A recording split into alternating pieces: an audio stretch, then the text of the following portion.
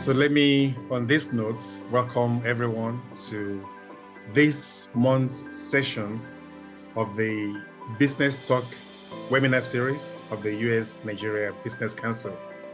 And in this program, we identify topics that are of interest to the Nigerian and the American community on business, on investments, and on policies that affect trade and investments.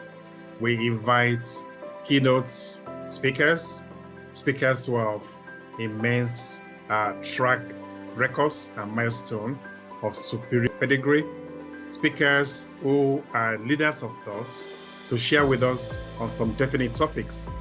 And in the past, we've had speakers from the presidency, from the private sector, from foreign affairs, and from other aspects of the business world. Today is another iteration, and today we are having two speakers, Dr. Christopher Brooks, joining us from Atlanta, what we call Atlanta, and we also have Professor Ndubuisi Ekekwe joining us also on this session. And the topic for today's discussion is Nigeria shifting focus from import consumption to industrialization, catalyzing economic growth and emerging as Africa's leading manufacturing and export hub. Now, this is a very key and pertinent topic because Nigeria is being a major exporter of goods and services for several years. Now, we need to redefine where we are on the exports sector. Are we still very strong on exports? Are we more of importing to exporting? And what can we do to maintain the position of Nigeria in the world of exports? How can we industrialize using exports as a veritable tool to get where we need to be? So without any further ado, I'm going to hand over to the moderator today, Ms. Mokbilola Musu. She's who we call the super moderator, and she has a very track record in the banking industry, in private business, in speaking, and in engagements. Ladies and gentlemen, Ms. Mokbilola Musu, over to you. Ladies and gentlemen, I welcome you once again to the third in the series of the US-Nigeria Business Council's talk. Today, we have a very interesting topic and very interesting speakers. So it's something to really look forward to. What exactly do you expect to benefit from these webinars? Well, we imagine that you'll be gaining insights into resource persons and thoughts, gaining insights from them, the resource persons and thought leaders, as Engineer Lokeri told us, that we bring to this platform. We also expect you to network with the business community, the attendees, the participants. There'll be an opportunity at the end of this webinar for you to network with these persons and have communication, have engagement with them. And then we also want you to stay updated with the latest trends and developments in trade, investment, in economic relations between Nigeria and the US. We also hope, by the way, that you will participate, because usually there's a vibrant discussion after the speakers have made their presentations. We hope you will join in that. So this is how it's going to go today. We're going to have our keynote speaker speak for 20 minutes, and then we're going to have a guest speaker speak for another 20 minutes. Now, as a participant, you're going to end or contribute in any way to the discourse. You have 2 minutes to express yourself. We do have a timekeeper, so please keep to that time. You will be stopped if you overshoot the time. As I always say, we are a house of discipline, although we are also a house of honor. And don't forget, when you've made your contribution, mute yourself. These are just housekeeping rules to make sure that all goes well today. If you are not focused on what's going on, the proceedings, do turn off your video so that whatever is happening in your background does not distract anybody else. Now, to the topic of today, Nigeria, shifting focus from industrialization, catalyzing economic growth and emerging as Africa's leading manufacturing and export hub. Now, this topic was actually inspired by comments, which I quote, a comment by Professor Ndibisi Ekekwe. I quote, "Nigeria's problem is that we do not import a lot, and that means that our solution will not come by restricting imports or controlling people's dorm bank accounts. For Naira to improve, Nigeria needs to import more and, importantly, import the right thing." So this is what we're going to be talking about today. I have the singular honor of introducing our guest speaker. Dr. Chris Brooks is co-founder and managing partner of Brown Venture Group, the first Black-owned venture capital firm in the state of Minnesota, and he is involved in several other impact businesses. A seasoned executive, entrepreneur, investor, educator, and advisor with more than 25 years of demonstrated success across multiple sectors and industries, Dr. Brooks' areas of expertise are disruptive innovation, impact investing, discovering your true identity, and the world in 2050. He consults in fundraising for non-profit organizations, as well as human resource strategy and business development for emerging markets. With a passion for the impact of justice in race, faith, and economics, his research and work are focused on solutions for individuals, families, and communities caught in the vicious cycle of generational poverty. We call him Omowale. He wrote a book titled Omowale, One Man's Justice Journey. Dr. Brooks, although you are very much a part of the US-Nigeria Business Council, today you are on the other side of the divide. So I welcome you to Business Talk. Please take the floor. You have 20 minutes. Thank you for being here. Thank you for inviting me. I am honored. It's good to see many of my friends on this call. Dr. Badua, Adajube Williams, it's really wonderful to see you. The first time I went to Nigeria, Dr. Badua invited me, and it has become the center of my identity, my Nigerian ancestry. I wanted to do a really brief introduction of myself because most folks on this call don't know me. I am newer to this community, and I'm honored to be here. So my name is Dr. Chris Brooks, and a little bit about me. I have lived a really interesting life, and I won't go into all of the details, but I find myself in interesting places, in interesting rooms. I've had the honor and the privilege to travel all over the world. I'm an economist in my heart, so I research economies, and I love to do comparative analysis of economies. And so I grew up in the United States of America, and I am now, over the past several years, finding my way back to the nation of Nigeria, where my ancestors walked and lived and loved and worshiped. I am proud to announce that just within the last 48 hours, I made a public announcement on investment in Africa, investment in Nigeria, and Clarendon Capital Ventures is one of my solutions to that problem. And I'll tie a little bit of this into where we go with our conversation today, but just know I am on a mission to build a global Black economy that originates in the nation of Nigeria. So this conversation that we're having today is near and dear to my heart. It's part of my life mission, and it's the direction that I'm headed. Now, I will never forget when I was at the US Africa Business Summit in Botswana, and I heard these words: Africa will be the growth story of this century. And I remember thinking to myself, how could that be true? There are so many other places that have so much going on. How could Africa be the growth story of this century? So when I got back from Botswana to the United States, I started doing some research because I'm a researcher. And let me tell you what I learned. I learned that over the next 25 years, while most nations or regions grow at a moderate level, China and Europe lose enormous amounts of net population. India will grow by 183 million people, making it the second largest growth in the world. The continent of Africa will grow by almost 800 million people. It's massive. Africa will be and is becoming the center of population in the earth. By the time we get to 2050, 1/3 of the world's youth will live on the continent. And if you sort of take those numbers and do a comparative analysis of other nations, that means that by 2050, Nigeria will be the 3rd largest nation in the world. Larger than the United States, larger than Pakistan, larger than all of those other nations except for India and China. So this is not only great news for Nigeria to emerge and take its rightful place as a leader from a population perspective, but it gives us the opportunity to think about, how does Nigeria take its rightful place as the leader of the African continent, and in many ways the leader of Black people globally?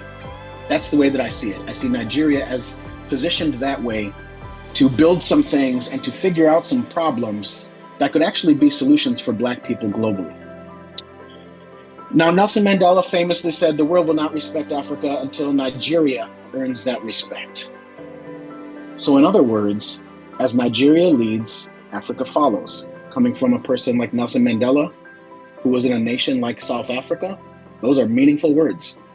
We need to take those words to heart. We Nigerians have a responsibility, I believe a God-given responsibility, to make sure that we maximize our opportunities and our resources, to make sure that we properly equip and take care of our people so that we can lead the way that the African continent and that the world needs us to lead. This leads me to a question, and I've got 2 questions in my presentation today. The first one is this: what kind of customer or business partner is Nigeria? So in other words, if you live somewhere else in the world, and probably off of the African continent, if you live in Europe or Australia or the United States or somewhere else, what do you think about Nigeria? Well, we all know that the primary way that people get their information these days is through news sources or Google searches. Nobody's coming to ask Nigerians, what kind of customer or business partner are you? People go on the internet and do some Googling. Here's what they find. So what we find is that Nigeria might be primarily defined by its poverty. The CIA might tell us that Nigeria could be primarily defined by the fact that it's ethnically divided. You've got all of these various tribes, and USAID talks about the youth, which, it's true, but it's also very interesting that would be the way that you would describe a nation, as its youth.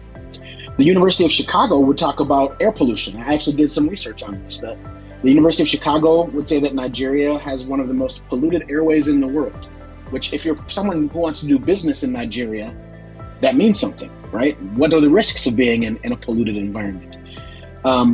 There's an organization called BTI that talks about the religious intolerance of Nigeria, right? You've got Christians and Islamic folks and other folks all around the nation that, are really, really mean to each other.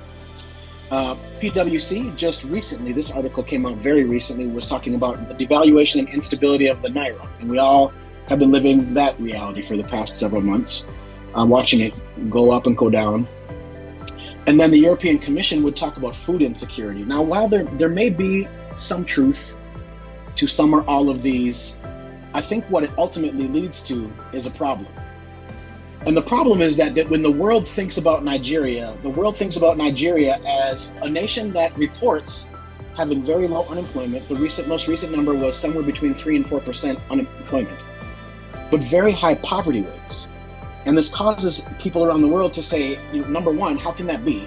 If you have such low unemployment, how can you have such high poverty rates? And number two, how could I possibly do business with you if you've got such high poverty rates? I call this phenomenon brand Nigeria.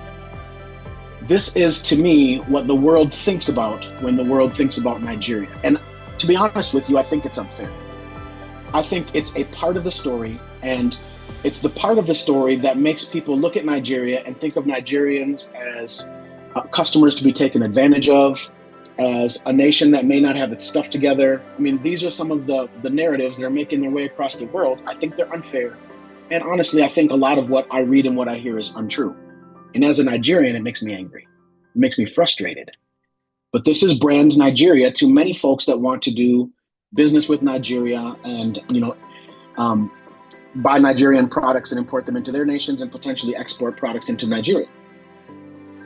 Which leads to the second question. The second question is, what is Nigeria's real story? So if in fact, what I just showed you about brand Nigeria is, part of the story and the kind of like the worst part of the story, what is the other part of the story? What's the story that we Nigerians want to tell the world about ourselves? So I'm a tech investor. I've spent the last many years of my life investing in technology. I've made several investments in Nigerian diaspora founders. And one of the things that I've learned is that Nigeria is a technology behemoth. The digital economy of Nigeria, largest on the continent, the largest in multiple categories, and most of the unicorns or billion-dollar valued businesses that have been launched on the continent come out of Nigeria. I think 6 of the last 10, maybe 7 of the last 10.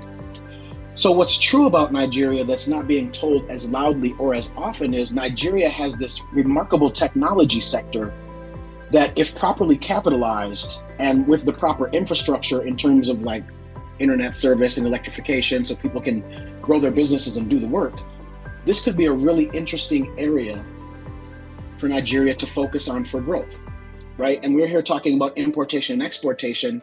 I mean, if you're in the tech industry, the question on your mind should be, what types of products and services do we need to import to grow this sector? And capital is great. I'm going to deploy capital in Nigeria for the rest of my life. But capital is only a part of the solution. What type of technologies need to be imported into Nigeria? What type of hard devices need to be imported into Nigeria? What type of infrastructure products need to be imported into Nigeria so that there is dependable internet service across the nation, so that we can, what type of Ahmed joined the meeting. What type of electrification technologies need to be ported into Nigeria so we can stabilize the rolling blackouts and create parity with Nigeria and other places in terms of the ability to work uninterrupted? These are the questions that I think about when I think about Nigeria and importation, but I think about them from a competitive advantage perspective, not a competitive disadvantage perspective. Nigeria's competitive advantage is, there are many competitive advantages, but one of them is Nigeria just has a big, huge economy. The second one is Nigeria has a big, huge population. And the third one is that big, huge Nigerian population that is fueling the big, huge Nigerian economy is full of brilliant people. I mean, Nigeria is considered one of the most educated nations on planet Earth. We have the components, the core components of what we need with this sector as a case study. We have the core components to scale it. What do we lack? We lack multiple things that could be imported, that could provide the infrastructure and the backbone to grow this sector, as an example, and make it even bigger, make it even more competitive, have even more large businesses come out of Nigeria. And by the way, many of the businesses that are coming out of Nigeria and many of the Nigerian diaspora businesses that have achieved unicorn status, they serve the world. They don't just serve the nation of Nigeria. Nigeria has the ability to solve the world's problems, not just Nigeria's problems. That's who Nigerians are. That's who we are. We're problem solvers. And we have a gift to offer to the rest of the world. So I didn't want to just focus on one sector because it's easy to find an anomaly and like an outlier and talk only about that. So I wanted to talk a little bit about the mining. One of the things that is true of me is that a year ago, I started my second doctorate.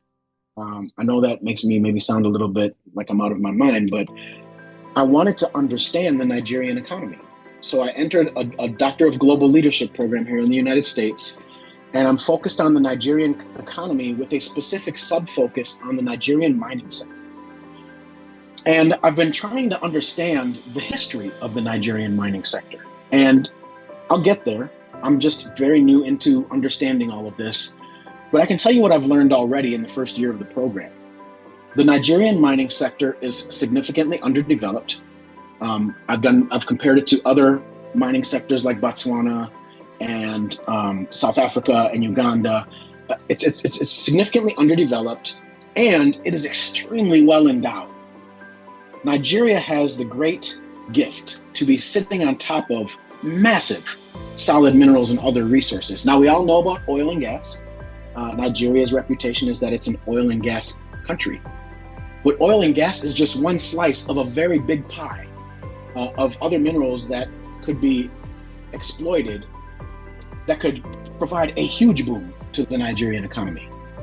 So what do we need to do to take that one part of the Nigerian economy, the solid mineral sector, and make it explode into a highly competitive, in many ways could be a very dominant part of the global sector of solid minerals. Well, this gets back to the import question. Most of Africa, maybe almost all of Africa historically has exported raw materials to other nations who do the refining and the improvement. They then, through that refining and improvement process, capture most of the value of the minerals, to be honest. They take them to market as finalized products, and the sourcers of the products, the African nations, end up with just a small little piece of the financial benefit of those minerals that belong to the continent of Africa. Those are Africa's minerals. The minerals that Nigeria is sitting on top of, those are Nigeria's minerals. They belong to Nigeria. Those are sovereign assets. So how do we take those sovereign assets and build an enormous new economy of scale within the Nigerian economy on those assets? Well, we're going to have to get serious about and intentional about importing whatever machinery and infrastructure is necessary to capture the value within the Nigerian nation, within Nigerian borders. We have to slowly but surely decrease our dependency on foreign refineries, foreign manufacturers, and we have to build the infrastructure in Nigeria, which means in the near term, we're going to have to import a bunch of stuff. We're going to have to import machinery. Potentially even on the front end, some subject matter experts who, can teach Nigerians things in such a way that we never have to hire them again. They come in once, we internalize that external subject matter expertise, and then we keep it moving without them. We need Nigeria to be, and by the way, this is not a critique necessarily on any of the national policies or government that's in place right now. As a researcher, I'm just looking at the numbers. And I believe, both in my heart and through the data, both qualitatively and quantitatively, that Nigeria could become a way more massive exporter of refined minerals and products. But we're going to have to import a bunch of stuff on the front end to get that industry really as strong as it could be. So this is my perspective. My perspective is that, toward the purpose of this call today, Nigeria has a ton of assets, not just minerals, but the Nigerian people. Everywhere Nigerians go around the world, we are successful, we achieve, we dominate. Several Olympic medals that were won by other nations were won by Nigerians who happen to live in those other nations. I live in the United States of America. Our National Football League is full of Nigerians who dominate. It's just true. My mother's from Jamaica. Jamaicans are mostly Nigerians and Ghanaians, right? So in some ways, as a Jamaican person who was born and raised Jamaican, I think about Jamaica as Jamaica gets credit for Nigeria's success. My Jamaicans would probably kick me in the tail for saying that, but I think about Nigeria and I think about its massive contribution to the world in every way. It is now time to take that same spirit, that same ingenuity, that same expertise, and disproportionately apply it to our own nation. And we as Nigerians, the diaspora and Nigerian national folks can work together. We can optimize importation so that we are importing the right things, not the wrong things, in the right quantities, at the right time. We can set our own terms with other nations instead of letting them put stuff into the Nigerian nation that we don't really want or need. And we can build a massive economy that I think would be highly competitive in the global economy, and in certain parts or certain sectors would dominate. Thank you so much, Dr. Brooks. Very incisive, a broad perspective. I love it. Nigerians are problem solvers. So, Dr. Brooks has given us quite a lot to think about. I'm not even going to try and summarize what he said. I know that he did quite a lot of an upbeat presentation, as it were. It was an upbeat presentation, and it gives hope, and I'm happy for that. So we're going to go on now. Professor Ndubisi Ekekwe is in the house. He's our keynote speaker. You're welcome, sir. Can I just see him so I can know that he truly is in the house? Yes, I'm here. Can we zoom? You're welcome. this is my professor. I happen to be a graduate of one of his programs. Before you came in, sir, I was telling the audience that the inspiration for this webinar is actually from one of your posts, and I quote, not the whole thing. You ended this quote, well, at least part of the quote is that for Naira to improve, Nigeria needs to import more and, importantly, import the right things. So before you come on, let me just give a quick, very quick, because you're a very accomplished person, but I'm going to try and give a very brief introduction. Professor Ndebisi Ekekwe holds 2 doctoral and 4 master's degrees, including a PhD in electrical and computer engineering from the Johns Hopkins University, USA. A US semiconductor industry veteran, he is a recipient of IGI Global Book of the Year Award. He is a TED Fellow. He is an IBM Global Entrepreneur and a World Economic Forum Young Global Leader. Dr. Ekekwe has held professorships in Carnegie Mellon University and Babcock University in Nigeria. He served also in the United States National Science Foundation Committee. The professor is chairman of Fast Micro, Intel Corp's only Africa certified and authorized programmable microprocessor partner. He is a selection board member of the $100 million Tony Elumelu Entrepreneurship Program. He also founded Tekidia Capital Syndicate, an investment hub for Africa's startups.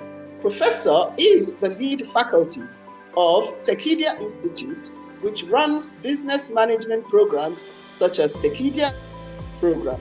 I know I didn't do a lot of justice, but hey, we don't have a lot of time. So, if you want to know more about it, please go. He's on LinkedIn. Follow him on LinkedIn. Professor Ndebisi Ekekwe, you are welcome to today's business talk. We can't wait. Thank you. You have the floor for 20 minutes. Please go ahead. Thank you.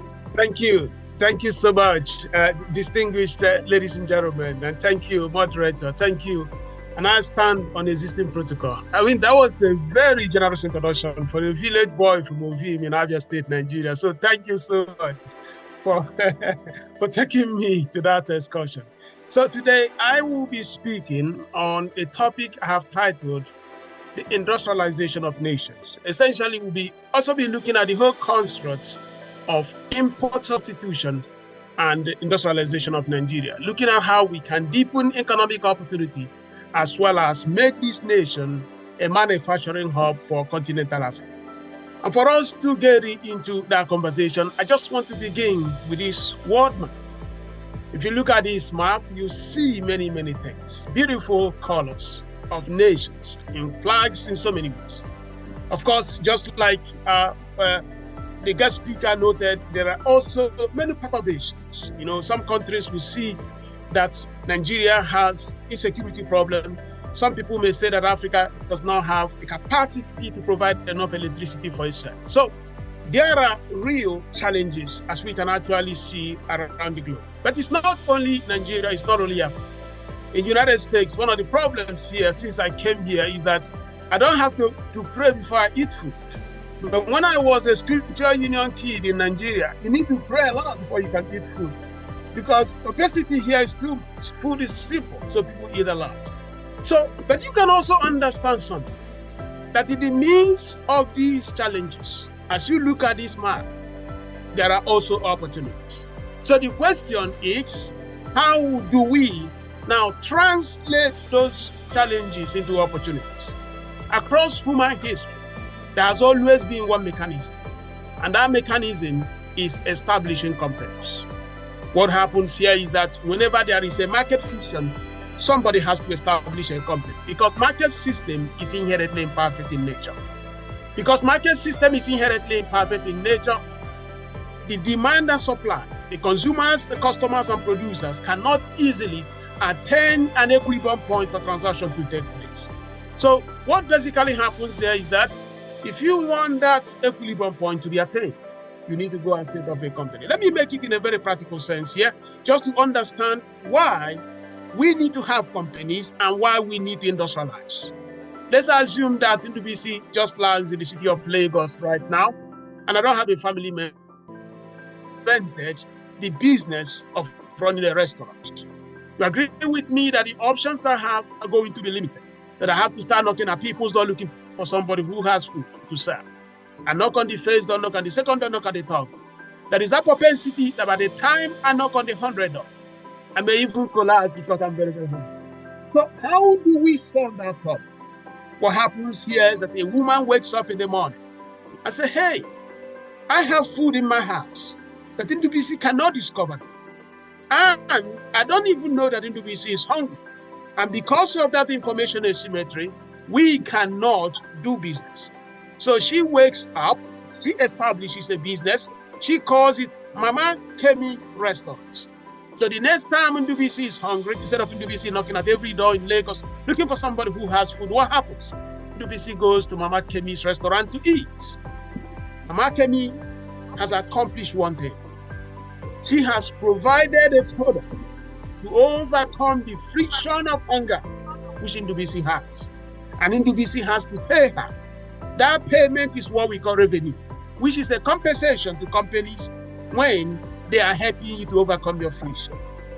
Gentlemen and ladies, that is the fundamental construct of the market system. That businesses are agents, are organisms, or processes, or systems that make it possible that products are created in market to overcome the frictions that customers have. It turns out that the efficiency and the capacity in the translation of those ideas to create products and services will actually determine the competitiveness of nations. So I just use the restaurant business. It's also the same thing that happens in banking, the same thing that happens in building factories. You want cement. Somebody has that ability.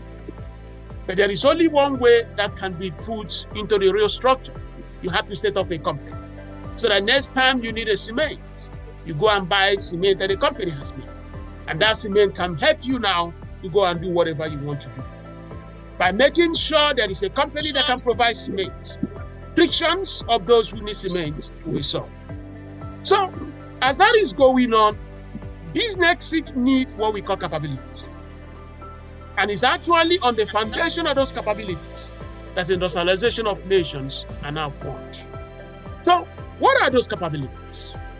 Typically from your secondary school economics, you already used the knowledge, the spirit of entrepreneurial capitalism, capital labor. These are all necessary vectors which are needed in the economic system to actually have the capacity to have those companies that can turn ideas into products and services. And they ride on three triples: the tools, the people, the processes. Just like the previous speaker, that a nation like Nigeria can check and have the people. There are practically, there's just so many talented, experienced, well-educated populations. And to a large extent, we also have what I would call an emerging process system. But where we lack significantly is in the tools.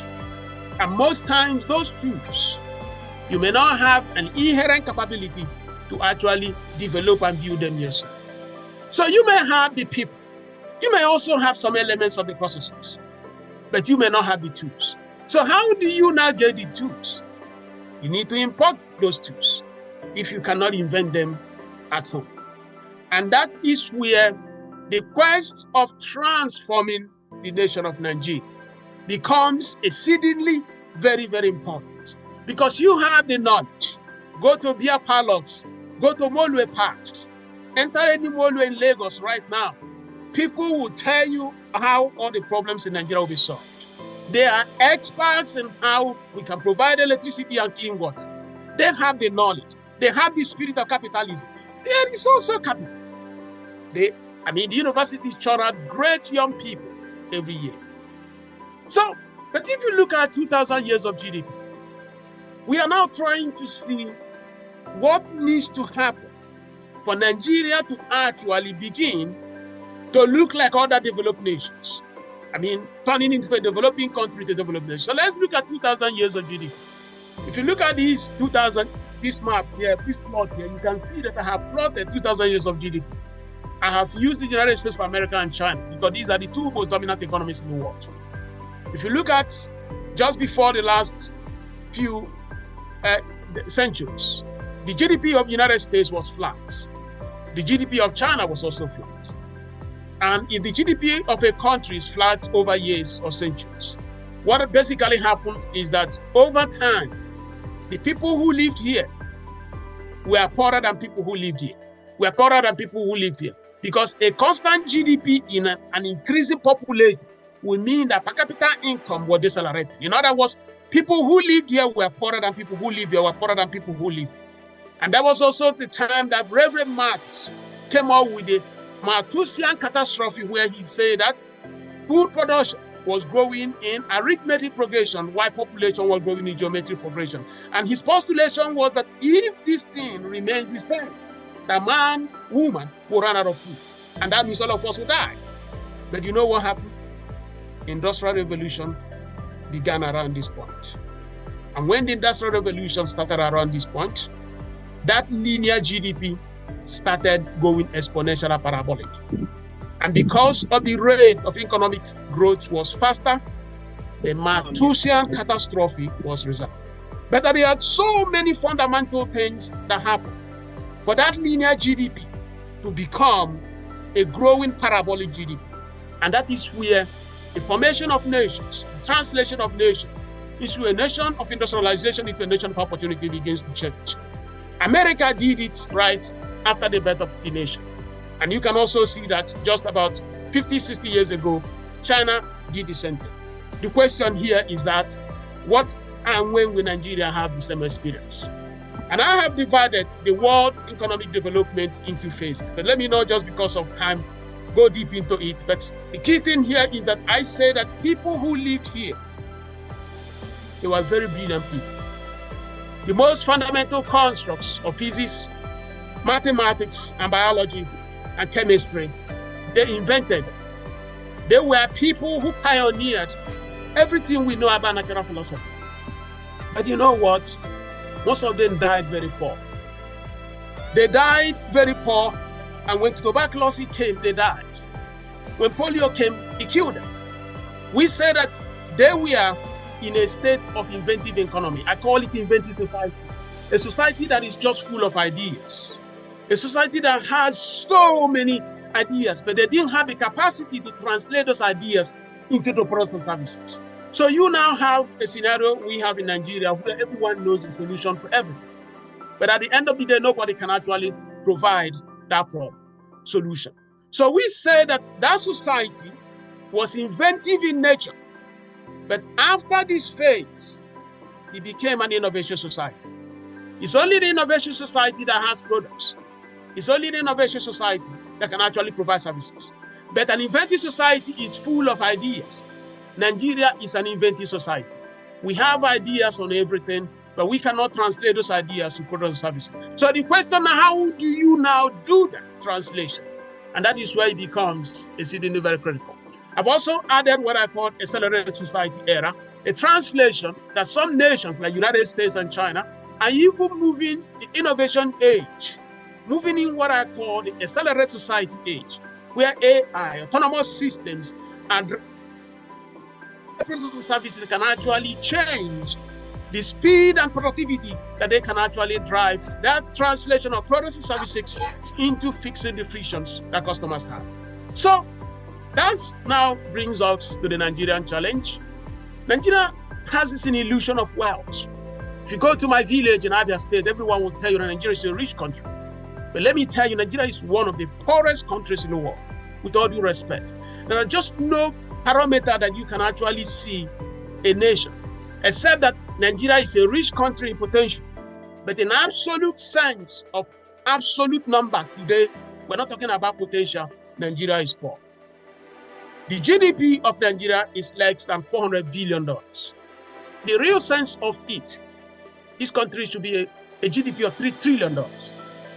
And if you look at less than 60 billion, the stock market of South Africa is 1.3 trillion. I say 1.3 trillion. Why the stock market of Nigeria is less than 50 billion. The revenue that Nigeria generates in a year, South Africa generates more than 100 billion more. You know, if you look at Nigeria's budget is equivalent of the budget of healthcare sector in South Africa. Budget of South Africa is 1.37 billion, while Nigeria's budget is around 30 billion. So I don't just know where I can. So when you look at all these things, we are about 3 times the population of South Africa. But they spend more than 100 billion in their national budget than us. And their stock market is more than 1.2 trillion more than Nigeria. So that means that across many indicators, Nigeria has really not done well.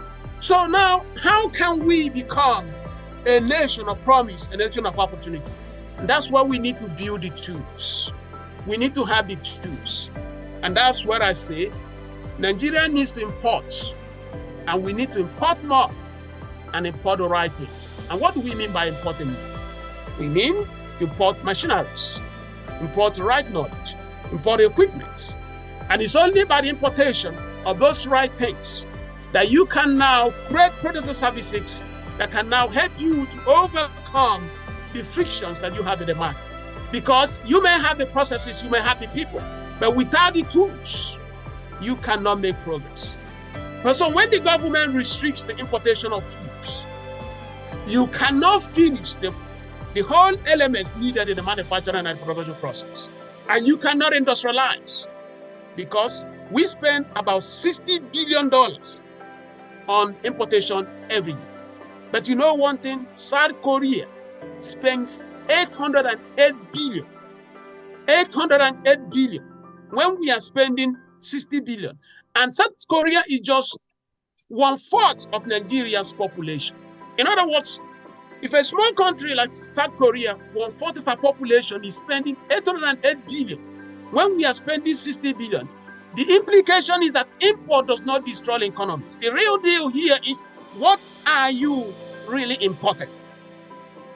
If you check the South Korea's balance of trade and balance of payment, you see that they're importing productive stuff, equipment, machinery, and things like that.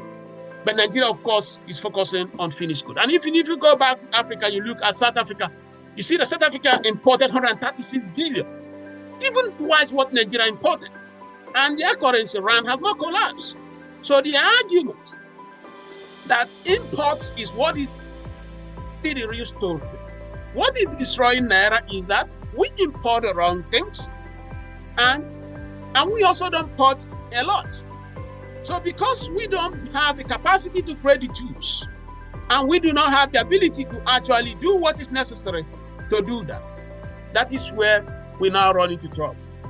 And I will connect that to the challenges that we have in the customs. I'm just watching time here just to make sure I don't overshoot. So the customs, every time the customs, Nigeria will tell you that they have hit a record high, revenue. What is really going on? You are deindustrializing Nigeria. And as you are deindustrializing Nigeria, you are celebrating that your imports is becoming very, very good.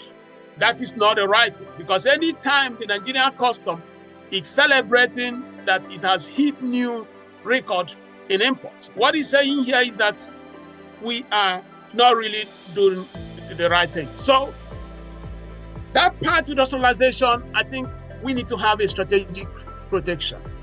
I understand a lot of people here may not be happy, but I actually think that Nigeria needs to have strategic protection of our economy by controlling people that can bring in things into the country. It's not a popular thing because everyone wants free markets, but you cannot really have free market because not everyone started on the same day. I had this article I had in Harvard where I noted that if you look at the industrialization policy in Africa, they are following what worked for China. And in my postulation, I say that what worked for China has expired. Look at what worked for China was this. China was an area for cheap labor. America outsourced production to China. Western Europe outsourced production to China. And as a result of that, China was able to build up its economy and advance so many beautiful things. But China is also rising. So the translation here is that as labor costs goes up in China, maybe Nigeria, Ethiopia, Kenya, Ghana can now do a disintermediation where instead of US or Western Europe sending those factory jobs to China, they can now send them to Africa. And if that happens, we can now do what? We can industrialize and develop, because those funds will now come into Nigeria and into Africa in general. Unfortunately, when China was the manufacturing capital of the world, anointed by Western Europe and United States, there was no robot at scale that we have today, the way we have it today. So the disintermediation everyone is expecting will not happen, because Americans and Europeans will not need to send jobs to China or even outside their shores, because robots and artificial intelligence will keep those jobs in America, because the competition is no more with China, but right now with robots and artificial intelligence. So that means that America doesn't have a need to send any job abroad, because the robots will do them in America. And if that is the case, those jobs we need to industrialize in Africa will not come. So what is going to be the way for us to have the capacity to fund our industrialization future? And that's where we need to look at who brings things into the country. And we cannot assume that what worked for China will work for us. And that is also the reason why Nigeria needs to look strategically. If Nigeria Customs exceeding its revenue target is something to celebrate. Because you are saying that I can't make anything in Nigeria, I'm just going to be importing things and importing everything into the country. And as we can look at some cases. When Nigeria put some strategic protection on cement, we were able to build a decent industrialized cement companies. Bua Cement, Dangote Cement, Lafarge, these are indigenous companies to a large extent, and they were able, because Nigeria did. Look at the banking sector. There is a strategic protection. We have a fairly decent banking industry. But every other thing that is open, we have struggled, because the strategic advantage that local or indigenous or that company that needs to be established in Nigeria will be eroded, because the economies of scale of multinational companies that can ship things over the country, we cannot manage them. So the point is this: we need to have a clear roadmap, unalloyed on execution, so that we can make Nigeria an export hub. Remember one, the port of Lome is the most busiest port in the whole of West Africa. Lome is a country of just 9 million people, about 9 or 10 million people. It has overtaken the Lagos port. So how can Lome with 9-10 million people do that? What is going on here is that a lot of Nigerians are importing things through Lome and enjoying the ECOWAS tariff. And when they enjoy the ECOWAS tariff, which is an ordinance which makes it possible that, you can just take a car from Lagos, you drive through Cotonou, you drive all the way to Ghana, you come back, nobody will disturb you, provided you have an ECOWAS passport and your car is registered in one of ECOWAS countries. And that happens here because you can build a factory. In short, one of the biggest textile companies in West Africa is now being built at the border of Nigeria and Benin Republic. I can tell you that 99.9% of the market is in Nigeria. But they will not build it in Nigeria. They will build it at the boundary of Nigeria. And they will now enjoy the tariff of ECOWAS. How can you industrialize within that system? So I see that there needs to be someone who is annoyed, who can do what even World Bank or what IMF will not like, put some protections. And when you put some protection, you can now trigger a kind of industrialization by protecting people who can actually invest in Nigeria. We work in cement, we work in banking, and I'm very, very confident it can work even in making chocolates. It can work in whatever you think of provided that kind of strategic distance. And that is the point. And thank you so much for the opportunity. That's just what I have for you today. Thank you. Thank you, Professor Ikekwe, for that very insightful contribution. Whoa. You started on a very scary note, all those comparisons. Nigeria is poor. But you ended on a very bright note, and I thank you for that. We're going to take a short break now.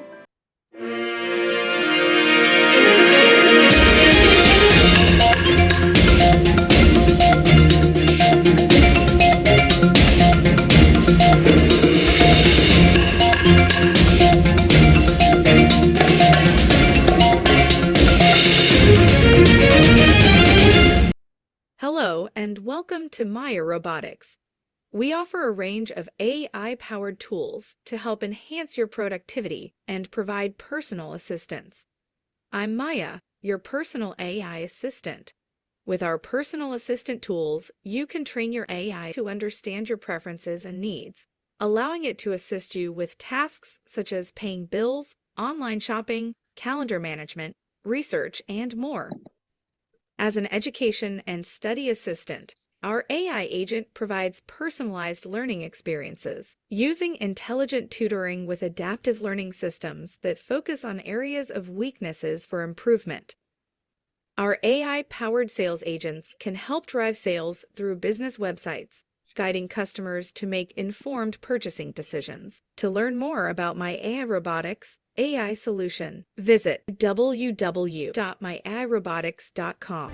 Right. This is a time that you get a chance as members, participants in the audience to make a contribution, ask a question of our speakers. You have 2 minutes.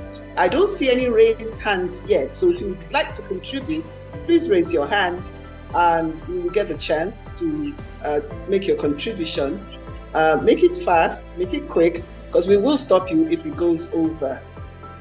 Do we have any, Mr. Alade Shuyi, would you like to take the floor? I see, is your hand up? Okay, can you hear me now? Yes, we can. You can. Okay, good. Go ahead, sir. Good afternoon, everybody, and many thanks to Dr. Brooks and to Professor Ndubisi. Prof, we actually cross paths quite often on LinkedIn in some of the heated exchanges that Nigerians seems to have on LinkedIn. So it's very good to meet you here on this platform. I have one question for you. Does it make sense for the Nigerian government to provide specialized tax credit for importation of the machinery and the equipment that can lead to industrialization? Shouldn't this be part of the fundamental game plan we have if we truly want to move into industrialization? Thank you. Okay, yeah, thank you so much. I think just because I will drop out in about 2 minutes for Tekidia Media, I agree with you, but let me say this. I don't necessarily want government to give incentives and run it the way we are running it. To be the other way. Go and find the money, bring the equipment into Nigeria, and we now give you a credit so that we don't end up funding briefcase manufacturers and businessmen. Because what is going on now is they give the money to the banks. The banks are now expected to give the money to business people. And that money is now given to those briefcase businessmen, and they never actually bring those equipment. Let me correct myself. I'm sorry. Yeah, go ahead. I meant to say tax credit. Okay. No credit, tax credit. My apology. Okay, but tax credits, yeah, there needs to be a tax credit, but the assumption here is that somebody has to afford that equipment first. That is true. Before you can generate profits to be taxed. Mm-hmm. But that is always a problem because you may not even have the funding to actually bring that equipment. How much more creating a business that will yield profit that could be taxed?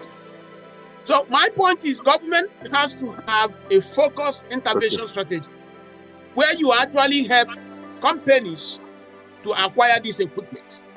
Mm-hmm. So you go to our bank, you say, all the shoemakers in Aba, we have this factory all of you can use together, but you need to book a time when you need to use it, and then the other person needs to book a time when you need to do that. But if you are waiting for tax credits, most of these entities may not even have the capacity to bring those equipment. So tax credit is good, and I think Nigeria does have that.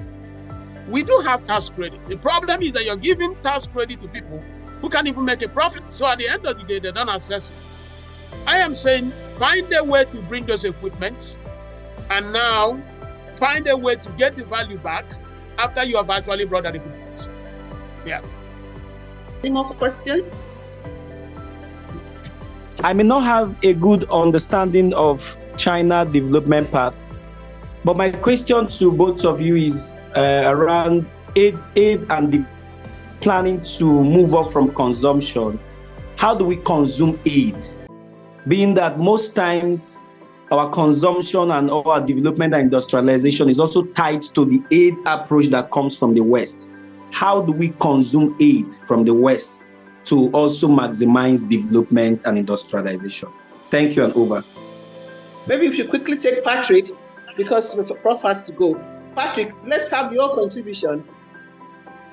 Yeah, thank you so very much. What an interesting discussion. What an absolute very important journey that we've just gone through with Prof and with Dr.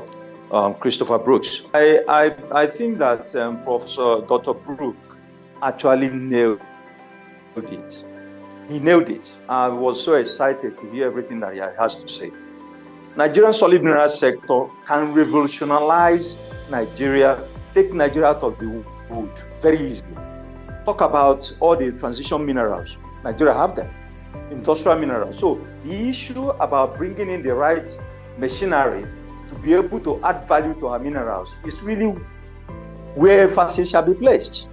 Because the minerals are there. Quality-wise, we're as good as any nation. Quantity-wise, we're as good as any nation. So we cannot just be sending our minerals as a feedstock to other nations to industrialize and bring back to us. And we're paying exponentially for those products. So that's an area where we need to really become more bold in and make sure that our minerals go through the value chain to our industry, creating jobs and democratizing opportunities in our communities. This is something that I really was very excited to hear everything he has to say. So thank you so much. John Olorumope, I hope I didn't kill that name. You have your hand raised. Mr. John, please go ahead. John, good evening, Ma. Thank you very much. Yeah, I'm there. You're welcome. Can you hear me? All right, great. Yes, we can. Go ahead. All right, so I don't know, maybe Dr. Brooks will help me answer it, but I wanted to direct it to Prof. Now, I'm a STEAM educator, trying to see how the future of Nigerians, that's the children, now position themselves for opportunities in the future. I'm based in northern Nigeria. And then my question would be, I've heard so much about Nigeria is not doing hardware. Our programmers are more into softwares. So I don't know what would be his advice, because he talked about importing machineries. Do we need to import machineries before we begin to produce hardware, and how can we go about that as a nation? Thank you. Okay, thank you so much. We'll take a series. Mr. Udom, I don't want to murder your name. Are you there? Udom, please go ahead.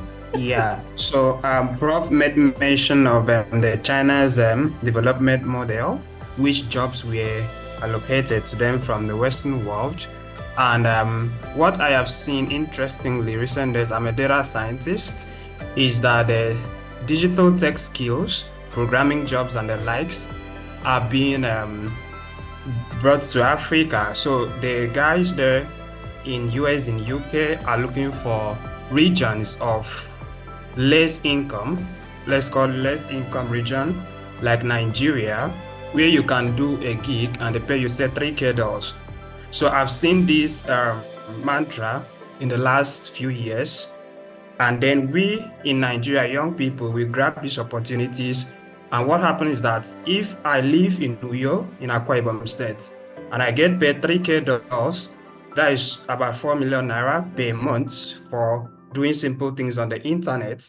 I take this money, I go to the markets, the market women will smell, my brother's siblings will smell, I'll pay my school fees and the rest of the thing. So if I replicate this, I try to coach young persons around me to also be able to grab these opportunities because they are massive. Isn't this gonna, in a little way, contribute to the growth of our local economy? Okay, thank you, sir. We'll take the last person now, Dr. Kazim Bello. Yes, I want to thank Dr. Morale. I really don't have a question for both of them because if we start asking questions, we will not probably end this Zoom today. We know Nigeria has a rogue galleon of problems. There's nothing short of the fact that we have, as a country, collectively, undertaking choices. It's been so overwhelming. Thank you, Dr. Bello. Is there any other raised hand? I would like to circle back to Dr. Brooks. I don't want to miss anybody. Is there any raised hand? Saladeshi, I have one last comment. Please go ahead. I believe Prof did not understand me correctly. He made a very excellent point. If we're going to industrialize, and we need a lot of machinery and equipment, I, as an individual, I can invest money in farming equipment, even though I don't want to be a farmer. I want to bring in an army of tractors into Nigeria and give them to people that own farms. Because I don't have an operation, I'm looking for the government to give me an incentive to take my money to buy equipment and bring it to Nigeria for people to lease and to use. That kind of tax credit will motivate people like myself to come in and do capital investment in Nigeria. And that's where we can build the roots and the foundation for industrialization, when people can bring money into the country for that kind of stuff. Equipment, we need them quite a bit. I have my hand raised. Can I speak? Yes, please. Mr. Gideon. Okay. All right. Thank you. Thank you for the opportunity and thank you for the presentations. Prof and Dr. Brooks as well. So I'm going to just speak to the issue, given Nigeria's significant resources, population, and the strong entrepreneurial spirit that we have. So in the age of AI now, you know, we like Jensen, the CEO of NVIDIA, spoke recently that the major thing we should be producing intelligence. I want to hear Prof's feedback on this, particularly in the context of sovereign AI. Should we focus on these to create competitive advantage in global trade going forward? Thank you. Oh, thank you, sir. But I'm sure you probably didn't realize that Prof had to leave. He has a technical lecture to give. On that, let's circle back to Dr. Brooks. I'm going to answer as many of them as I can. There were a lot. I'll try to weave it together. So one of the primary conclusions that I came to when I decided to start my second doctorate was that the current global economy was not architected for Africa to succeed. The current global economy was architected for Europe and European-centric nations to succeed, the West. In America, when we send missionaries, Christian missionaries around the world, there are phrases that are used like, the West is the best to the rest. And we just need to understand that that is the ecosystem that Africa finds itself in terms of the mindset of Western investors, business people. So I liked the phrase that was used by, I believe it was Gideon, sovereign AI.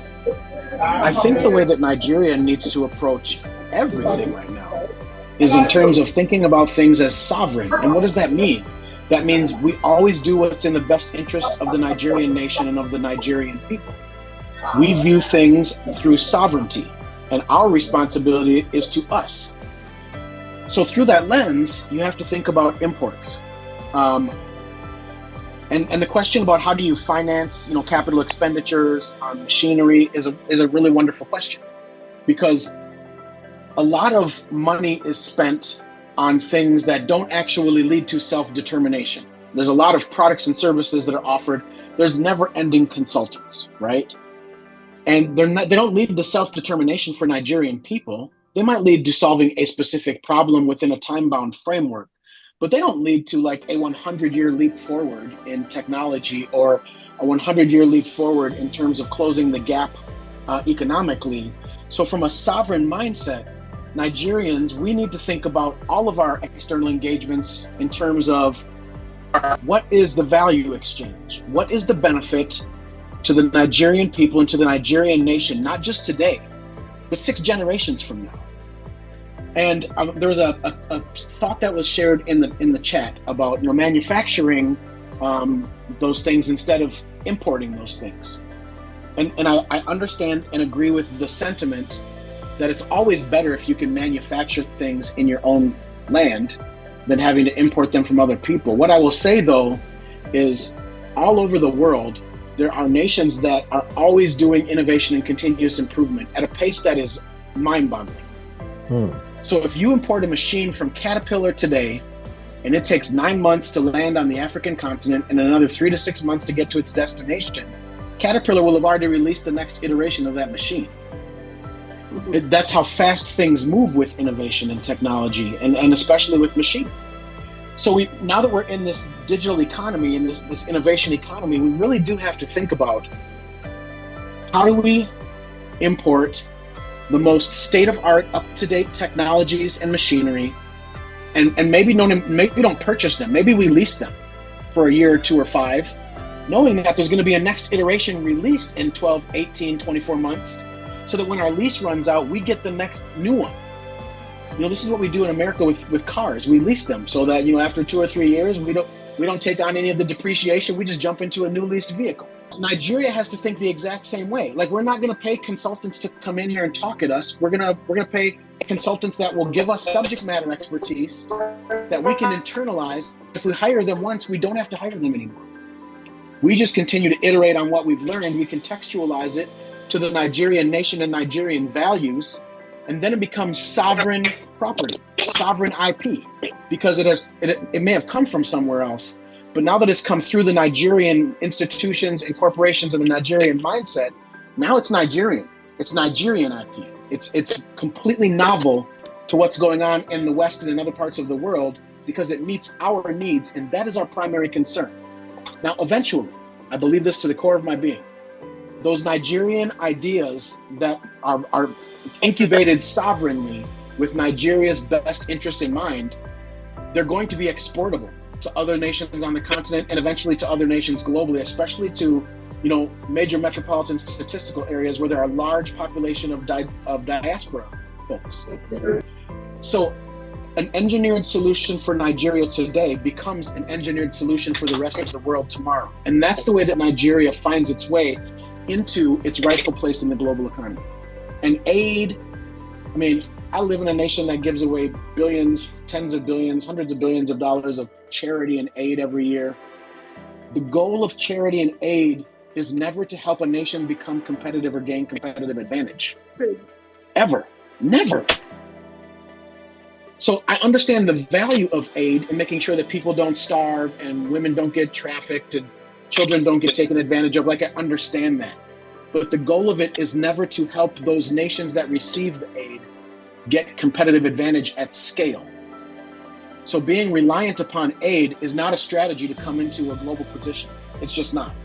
It's a good way to build a safety net underneath your society. But ultimately, we are going to need diaspora leaders and the Nigerian private sector to make some strategic investments into components that will help build the Nigerian economy, and then it will be sovereign, for lack of a better way to put it. Okay, thank you, sir. Mr. Amos Adeleke, please go ahead, your hand is raised. My question goes to Dr. Christopher. It is the fact that we need to import certain tools to develop Nigeria. Now, my question is, how do we fund or finance those tools that need to be imported in Nigeria? Because finance is one of the problems investors, business owners are facing in this country. Dr. Brooks, would you like to respond to Mr. Amos, he asked a question.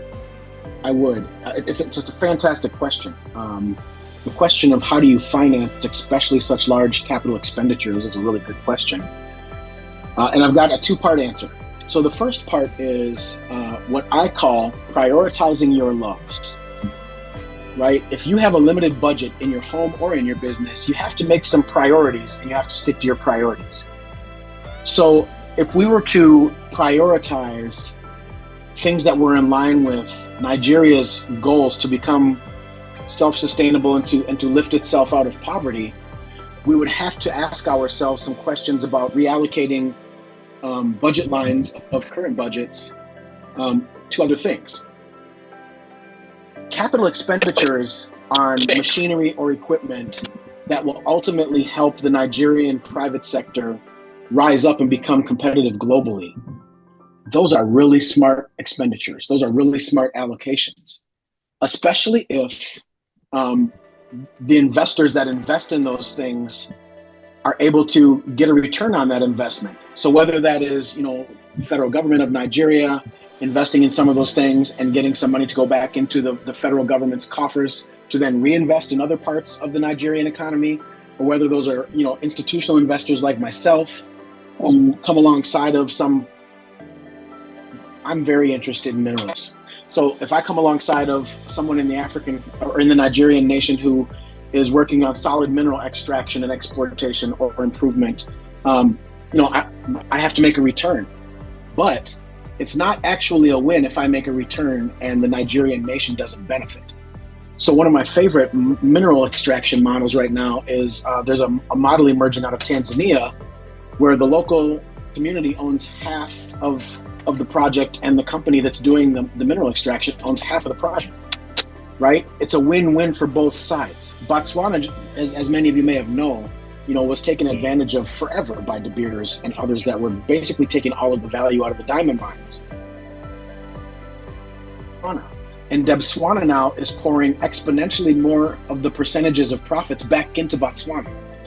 That's the type of thinking that's needed, and those are the type of actions that are needed to create to create new value that stays captured within the Nigerian economy instead of that value being extracted from the Nigerian economy. So in terms of purchasing new equipment or very large capital expenditures, I know the Nigerian national federal budget can't handle as many things as need to be purchased.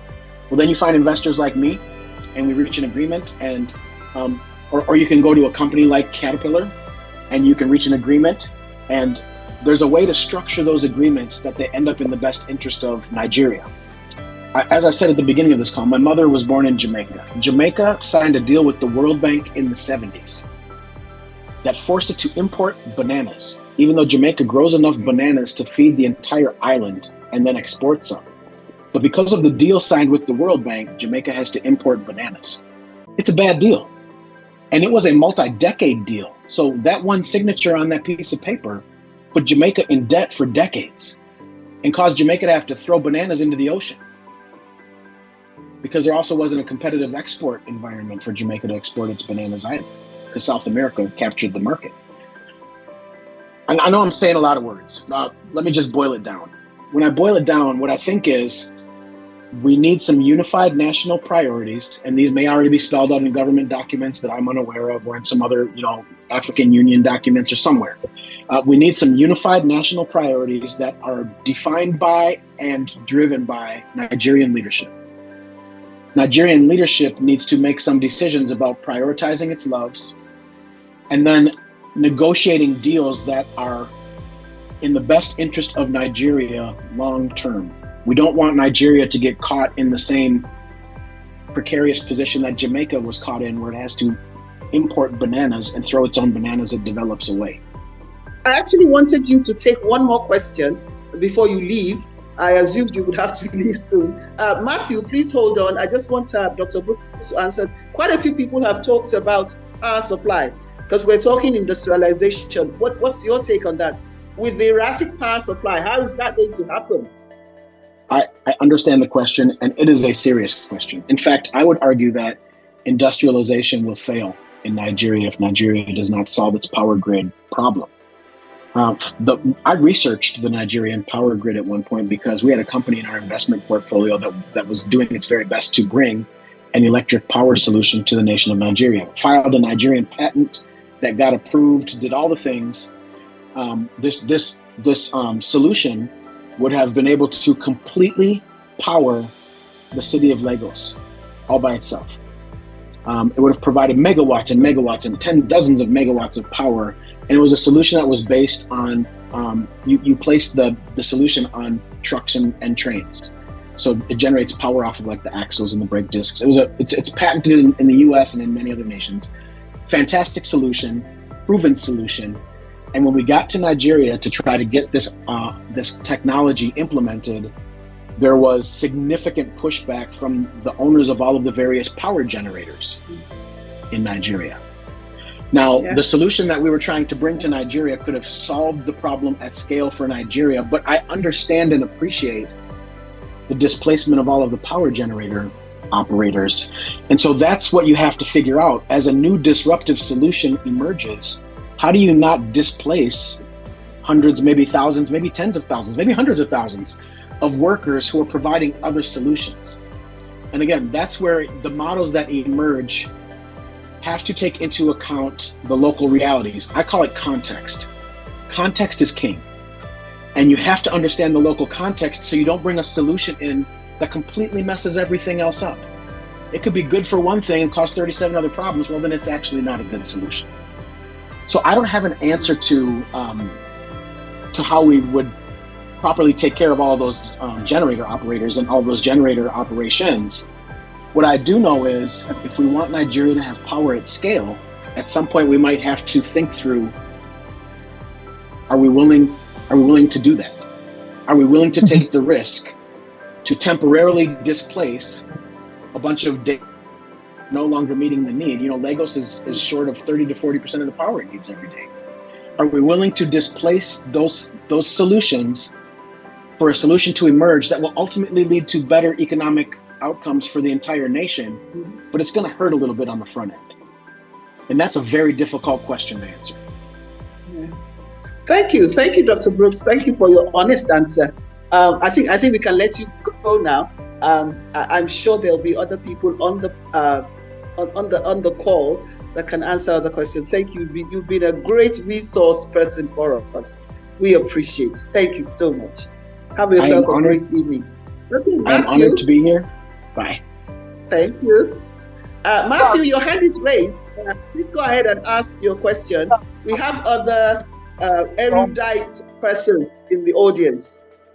All right. Thank you so much. It's an honor to be here and to have the opportunity to interact with you all. So my question, and is also like a comment, is on the balance between sovereignty and depending on imports for our technology needs. So, you know, many in economics we talk about specialization. Countries specialize in different areas, and actually many parts of the world, China, Japan, Singapore, Taiwan, and co, have specialized in production of and even Germany, of machinery and other kinds of technologies, and they have done this. It's a multi-dimensional thing, because it requires establishing supply chains. It requires research, collaboration between academia and industry, and infrastructure. We're talking about power right now. So there are many things that need to be put in place that creates the environment for you to be able to create these technologies efficiently. And so they have created those things, and they in creating that environment, they are like maybe I don't know how many years ahead of us. So it's almost like a daunting task to even catch up with them, because they are so far ahead. So, but meanwhile, when we talk about sovereignty, we are talking about being self-sufficient, doing a lot of these things domestically.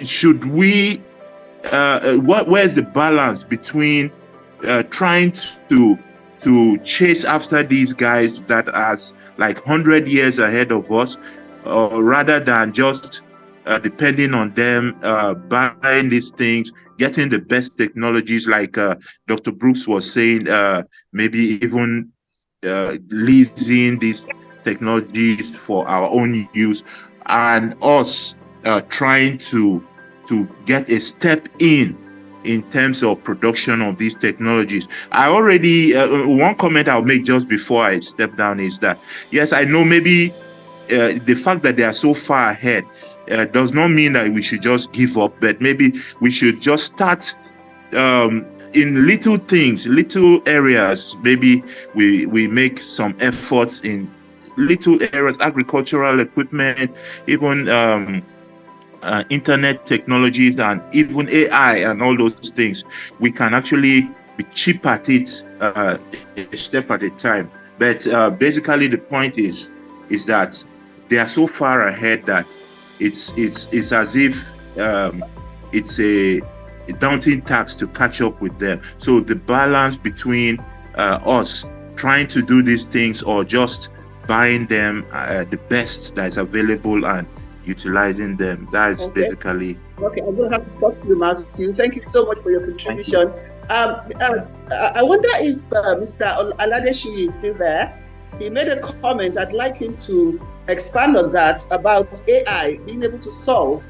Mr. Aladeshi, can you just talk to us for about 2-3 minutes on your AI solution? You made a comment which I didn't totally capture. But if you're there, are you still there? Yeah, I'm here. And could you just give us a few minutes of your time? Yes. I'll be our co-presenter. I'm here, and interestingly, I participate. Particularly about the AI solution that you were trying to talk about in your comments. Indeed. In fact, this morning at 5 a.m., I participated in an event in Lagos regarding AI. And this was a subject matter that actually came up, the future of Africa and AI, and in particular Nigeria. And it's a very, very important subject because now we must become much more aggressive with regards to AI in Africa.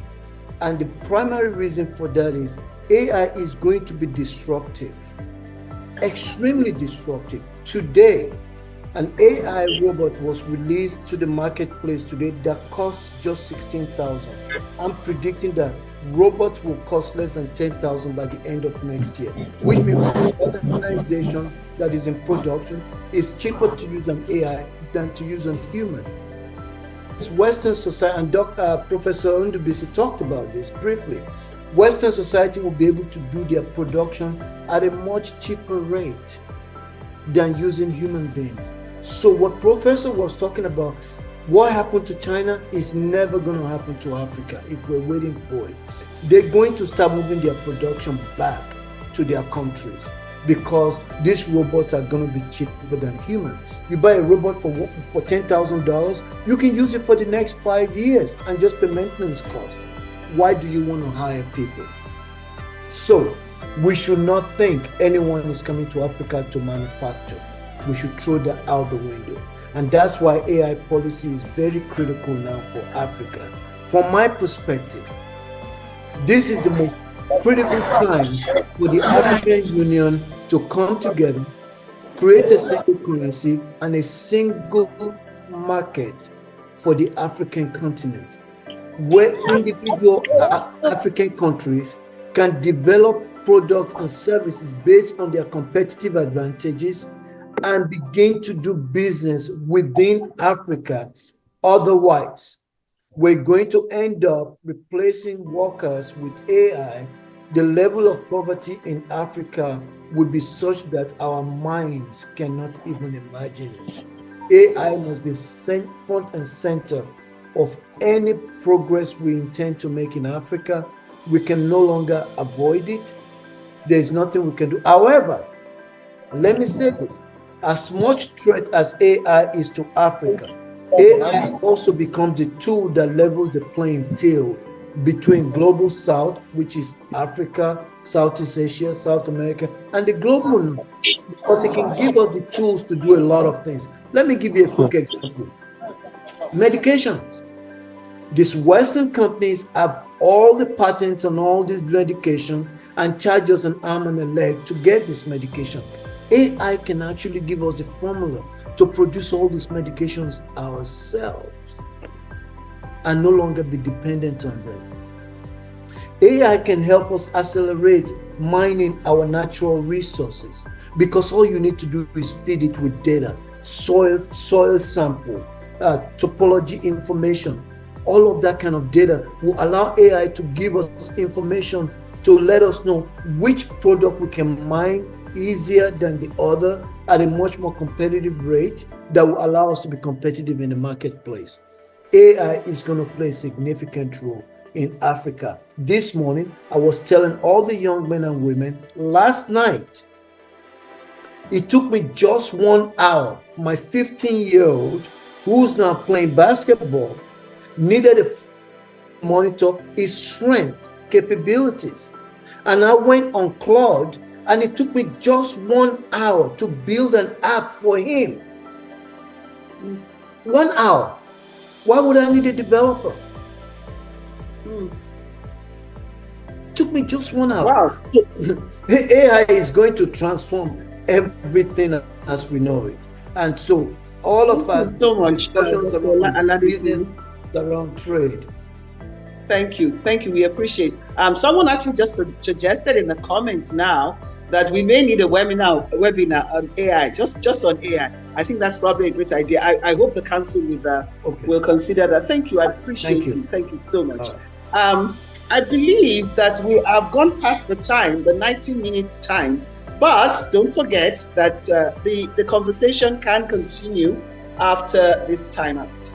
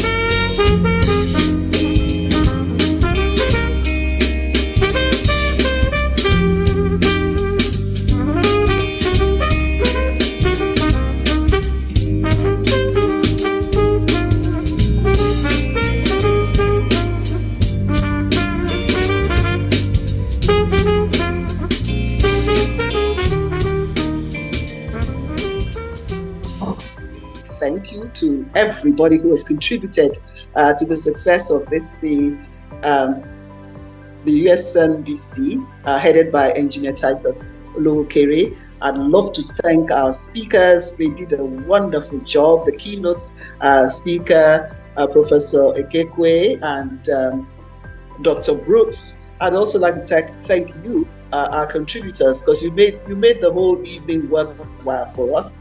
The curtains drop here for me, but don't go away. The next voice you will hear is that of Dr. Badewa Adejugbe Williams, who will be giving the closing remarks and also a vote of thanks. If you would like to watch these proceedings again, just go to YouTube and search for USNBC. And then again, before you leave the platform, you may also want to take the opportunity to network with other business persons here for the purpose of interactions and engagements. You never know what can happen. Thank you again. Have a good evening and see you in October. Good night. Thank you so much, Madam Moderator. You as always awesome. We appreciate you as well. Thanks a lot for all you do. So everybody, my voice is probably going to be the last. I have a lot to do, so please bear with me and I'll try to be as quick as possible. I was trying to take copious notes as the speakers were speaking, and also trying to rely on AI at the same time for the summaries. But there's just so much to reflect on today.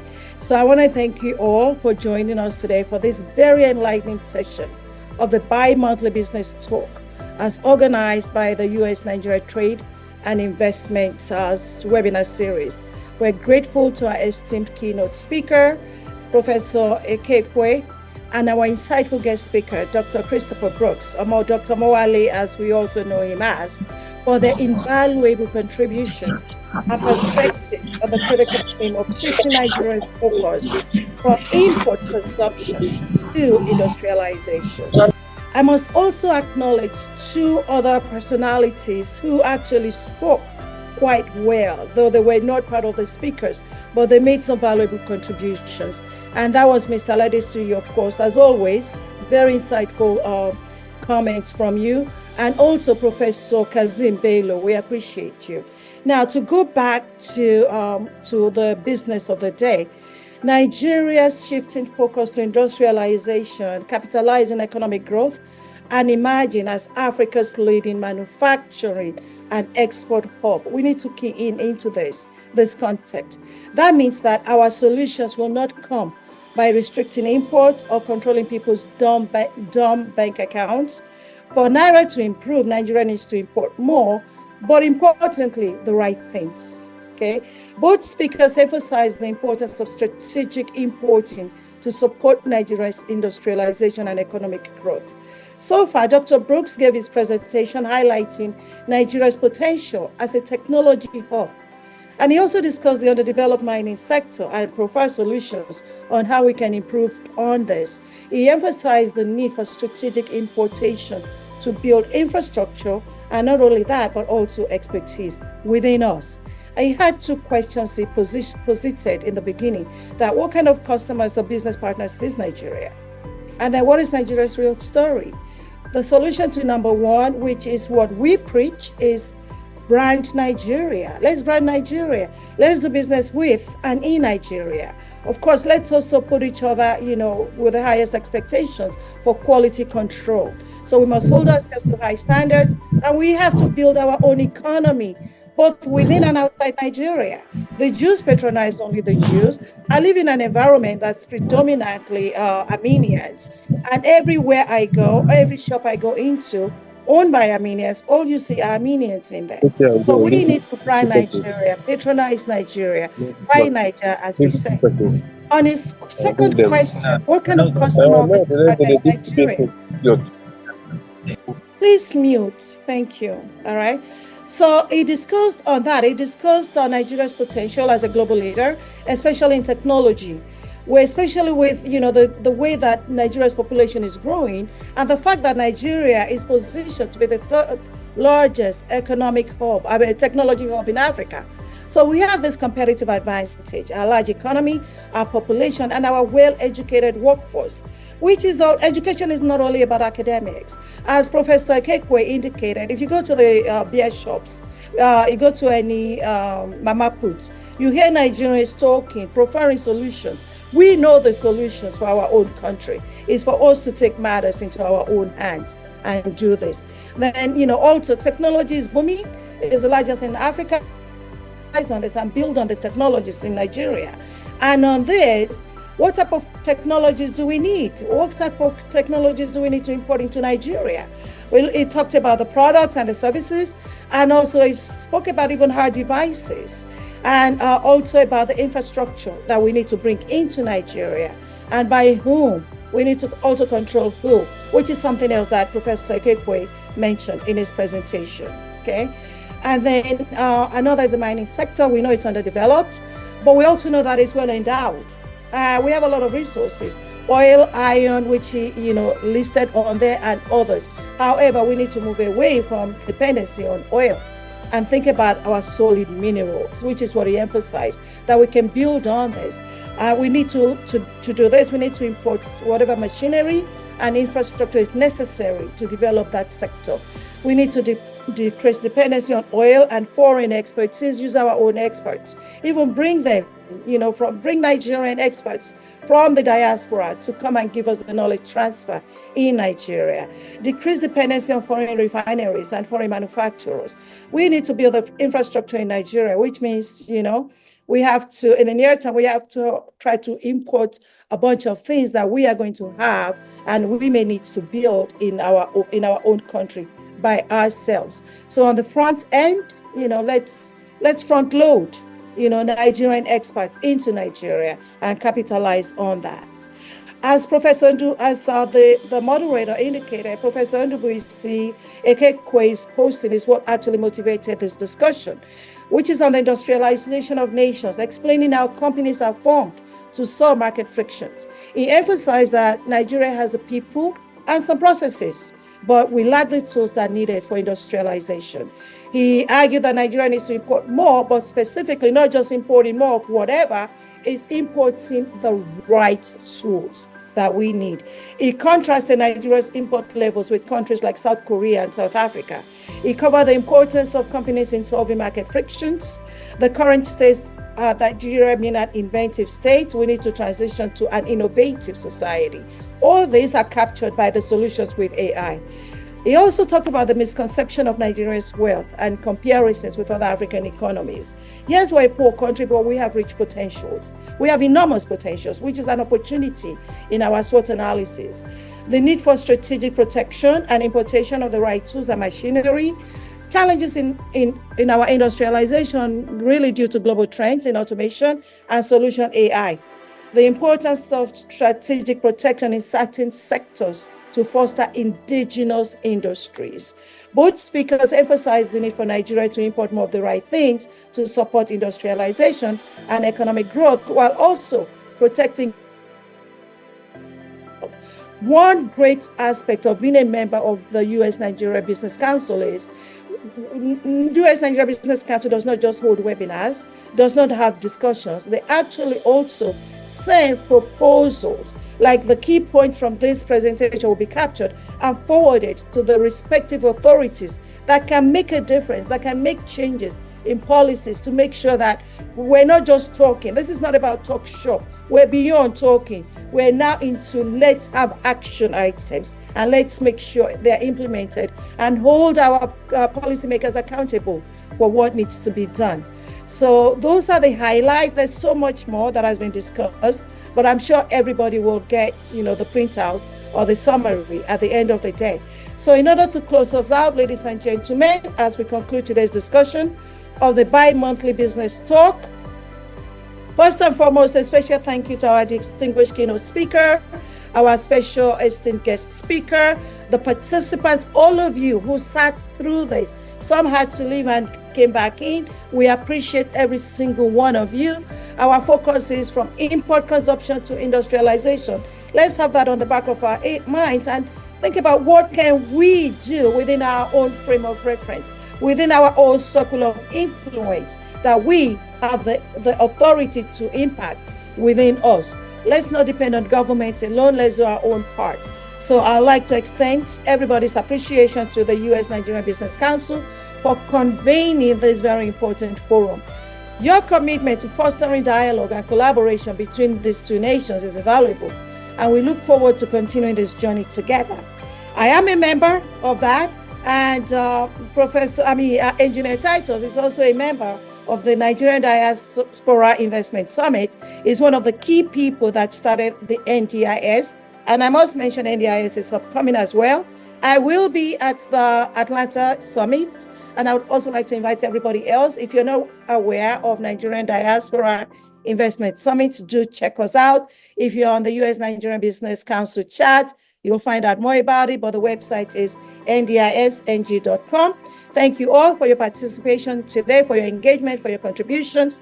Your questions, insights have enriched the discussions and highlighted the collective passion for advancing trade and investment opportunities between US and Nigeria. Lastly, a big thank you to the technical team and other, who are working behind the scenes for their hard work and dedication for this webinar today and for the smooth execution of the event. We hope you find today's webinar informative and inspiring. Okay, we encourage you to stay connected and continue the conversations initiated here. Together, let's work towards a prosperous future for Nigeria and also for the United States. Thank you. I will look forward to seeing you at our next session. Thanks a lot. And on that note, if any, we may stop recording. So if there's any informal discussion or networking, that may comment, it can continue. Does anyone have anything to say? Maybe I can just continue with this informally. Yes, ma. You have the floor. Well done, ma. Also, I want to thank the organizer. It's a well-detailed webinar, very elaborated, and I pray to God to give us the strength to take Nigeria to the lovely country that we all desire for. I want to ask, I am in Nigeria. I'm an entrepreneur in agriculture. I want to ask, how can we get the webinar YouTube link? 1, 2, then how can we continue with you people? Awesome. Great questions. We have your information. If you do not have your email, you must have registered to participate. So we definitely have your email. But just in case someone else forwarded the link to you, I would like to implore for everyone to put their email addresses and also phone numbers on the chat so that we may invite you. If you are in Nigeria, probably not to the US Nigeria Business Council chat. However, depending on what sector, what role you are in, we may invite you to join that organization as well. And by that so doing, every communication you'll be privy to. The YouTube channel is up. You can always just Google it, but it will be posted. This webinar will be on YouTube, so you'll have access to it. And I believe that Taiwo has actually already posted the link or what to search for when you go on YouTube to find this. Yes, thank you for wanting to stay in touch. We will definitely be in touch with you as you are a part of this discussion today. Thank you. Is there any other person? Hello? Okay, sir, we can hear you now. Go ahead. Okay, good evening, Dr. Badua. Good evening, sir. Yeah, it's really nice seeing your voice. It's really nice seeing your face. I really want to really comment on Dr. Bruce. I actually take time to listen to his presentation. It is awesome. I think this kind of gathering is very, very important for our country at this point in time, especially now that artificial intelligence is moving ahead of so many things. So we just have to keep the ball rolling to see that how can we, as diaspora, support the government. The government alone can't do it. Exactly. All else will be on this, and we must give it to NITCOM too. Most of the suggestions from the diaspora, we actually make sure that it reaches the people at the authority to see how they can actually implement this. I can remember somebody was talking about enough of talking. Yeah, we must actually get the action plan right now, because it has to do with the entire ecosystem right now, and it's really, really sad right now. And we must look at it critically now that the youth coming on board right now, they are so impatient. Mm-hmm. And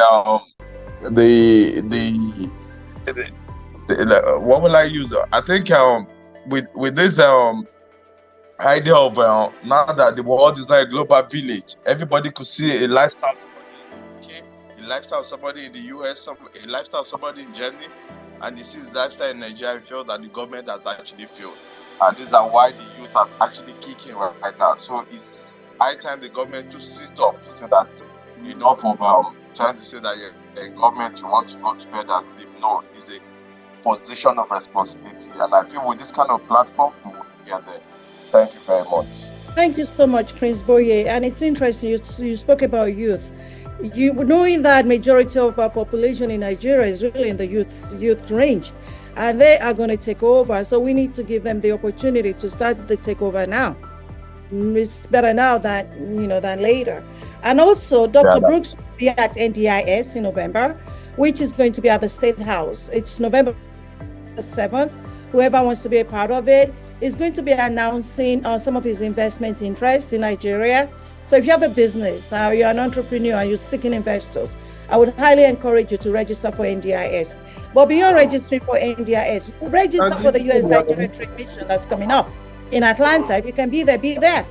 It's better you are there in those places in person, because that is where the network, that's where the business connects take place. Yeah. So any one of you who wants to attend the Trade Commission in Atlanta, please go ahead and register. And if you're unable to make it, it's okay. Still be a part of that by registering and be communicating. And moreover, come to NDI in November. U.S. Africa Trade Commission is a part of it. So you can continue discussion with them at that time as well. Thank you, Prince Boye. Also, Mr. Rafi Ibrahim, your hand is up. We'll take you next. Thank you very much. Most of what we are attending at Atlanta conference, and I'll try as much as I can to attend the conference in Atlanta. Thank you very much. Yeah, please do. You guys, these are tremendous opportunities. You never can tell where your light bulb moment or your big break will happen. And if you're not able to make it, don't be discouraged. There will always be other conferences, that you'll have opportunities. This particular one, I'll have to make it. Then there was I wanted to make a contribution then, but you couldn't recognize me. What Dr. Brooks said and what our own professor said with respect to industrialization and the Brooks, analogy. However, my take on it is that I'll go to the comment section, drop most of my comments. But in summary of what I'm saying is that most of the European policies are Eurocentric. Most of the African policies, to an extent, is Afrocentric. However, facing to Nigeria, our policies are not Afrocentric, but our policies are Eurocentric. Now, I look at the grants, donors, and all that come to Nigeria. Most of these things do not reflect the policies, the national policies of most of our countries. Africa being the giant of the nation. Maybe Africa being the masterpiece of Nigeria being the masterpiece of African foreign policy. I have not ever reflected it. However, I think what I think I have to say with respect to what Dr. Brooks said is that we need, most of our laws are very obvious, are very obvious. Some of them are so much obviated from the current reality. It was just 2 years ago that I amended we have a Petroleum Industrial Act. Can you recall that? I'm sorry, my name is Celestine Amani. I'm a legal practitioner. Do you know that Oil Mineral Act dates in the 60s? Dates in the 60s. And we talk about tapping of natural resources. How can you tap those natural resources to develop a nation where the law that regulates most of those natural resources are so retrospective that it empowers most of the Western countries to do it at their own advantage, at the detriment of individual companies in Nigeria? Then when you look at most of the law that regulates some of the mineral resources in Nigeria, you see that back again, So it's having a routine issue for us to handle. But you have a legislation that can address most of these pertinent issues. Right. That's why we have a breakthrough. Thank you. Thank you for your contribution. Thank you very much. And I really need to close us out, but I just want to make a quick comment on what you just said. Some policies, by the virtue of us being here, we're already disrupting the status quo. We're moving away from these Eurocentric ideas.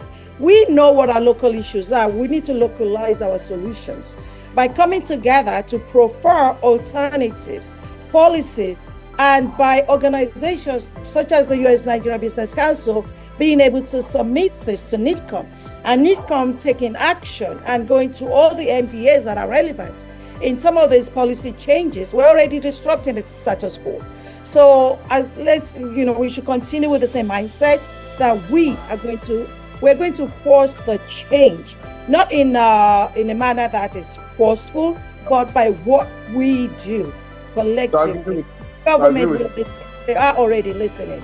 There's been so many, going back to NDIS and also US Africa Trade Commission, there's been some policy changes already that have been initiated by the pitches that has happened at the NDIS and also at US Business Summit. Some of it you'll find out more about later. But to close us out, I thank you for your contributions, everybody. It is now 12 p.m. my time. I haven't had breakfast. I've been at meetings since 7 a.m. this morning. So I really need to close us out by appreciating you all once again. I wish you all a very, very wonderful weekend. For those in the US, happy Labor Day on Monday. And we'll see you all at the next webinar.